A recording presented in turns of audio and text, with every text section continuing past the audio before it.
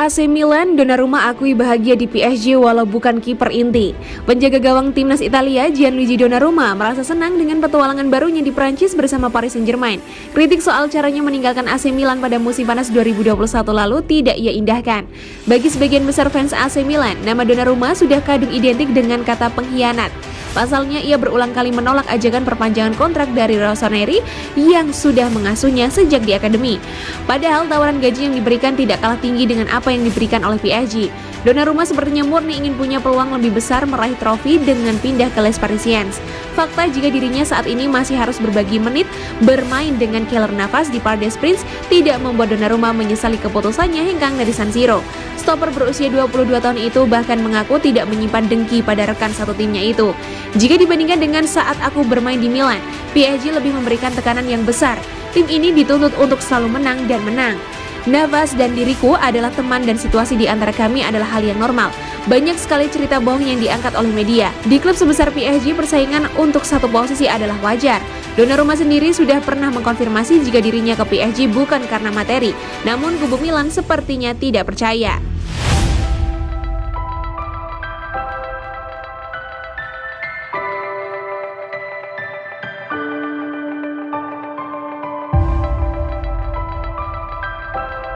Leonardo prioritaskan pengejaran Lucas Paqueta musim panas ini untuk perkuat lini tengah. Lini tengah adalah masalah di Paris Saint-Germain. Ketergantungan mereka pada Marco Verratti telah menjadi bahan perbicaraan selama beberapa tahun. Dan klub ibu kota belum menambahkan seorang gelandang yang mengurangi ketergantungan pada pemain berusia 29 tahun itu. Menurut L'Equipe via Canal Supporters, Direktur Olahraga PSG Leonardo ingin bereuni dengan gelandang Olympique Lyonnais Lucas Paqueta. Outlet media Prancis menambahkan bahwa pemain internasional Brasil itu adalah prioritas bagi kepala klub musim panas mendatang. Leonardo membawa Paqueta ke Eropa ketika dia memimpin AC Milan. Jadi ada hubungannya di sana. 24 tahun berjuang di klub Italia yang mengarah ke transfer liar, di mana dia menemukan permainannya di sepak bola Eropa. Di Milan, Paqueta membuat 44 penampilan dengan mencetak 1 gol dan 3 assist. Namun Lian, pemain internasional Brasil itu mencetak 17 gol dan 10 assist dalam 56 penampilan untuk tim Prancis. Paqueta nyaman di Ligue 1, tetapi tidak ada banyak tekanan dari Milan ke Lian. Jadi akan menarik untuk melihat apakah PSG benar-benar mendaratkannya. Apakah tekanan bermain untuk raksasa Prancis mempengaruhi penampilannya.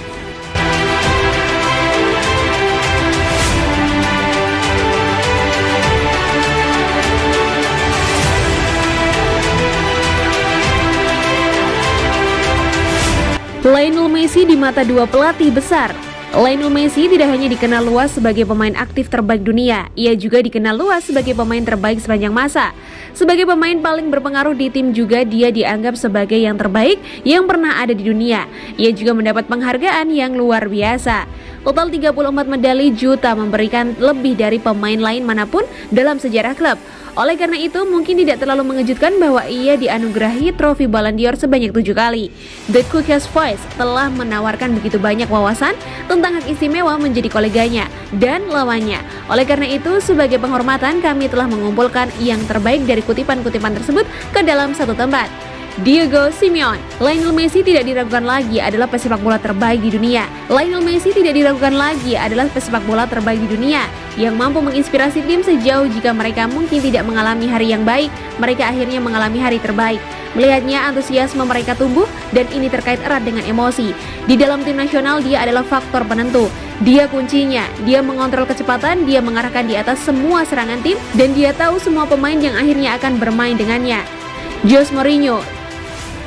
Situasi bagi kami sangat jelas. Dia tidak bisa bermain sendiri ketika dia datang di antara garis. Jadi pemain ini gelandang bertahan harus benar-benar menguasai area ini. Depan pertahanan selalu berkomunikasi dengan bek kiri.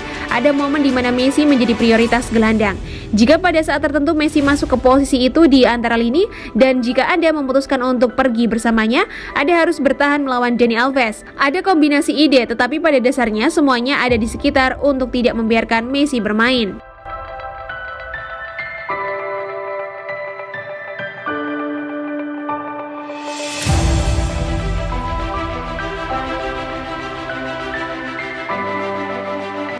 PSG siap habiskan banyak uang untuk Haaland jika Mbappe pergi. Tahun ini bisa melihat dua pemain muda paling cerdas di Kylian Mbappe dan Erling Haaland berangkat untuk usaha baru. Mbappe akan melihat kontraknya berakhir pada bulan Juni dan perlu memutuskan antara Paris Saint-Germain dan Real Madrid. Sementara itu, Haaland akan melihat klausul rilis 75 juta euro yang dapat diaktifkan musim panas ini. LAQP via Canal Sporters melaporkan bahwa jika pemain internasional Prancis itu memutuskan untuk pergi ke ibu kota Spanyol, PSG siap untuk mengikuti undian Haaland untuk menggantikan pemain berusia 23 tahun itu. Menurut outlet media Prancis, klub ibu kota siap untuk menghabiskan jumlah total transisi ke sekitar 300 juta euro. PSG berencana untuk mengeluarkan uang untuk klausul rilis, komisi 20 juta euro untuk agennya Mino Raiola dan ayah pemain, lalu ada 30 juta euro dalam gaji tahunan. Meski ingin mempertahankan Mbappe dan memiliki bintang Prancis terbesar di Paris, Les Parisiens tidak ingin terjebak dalam posisi di mana mereka tidak memiliki seseorang di level Mbappe untuk menggantikannya. Sejak bergabung dengan Borussia Dortmund pada 2020, ia telah mencetak 76 gol dalam 75 penampilan untuk klub Jerman tersebut. Raksasa Prancis tidak sendirian dalam kemungkinan mengejar Haaland karena FC Barcelona juga mengincar sang striker.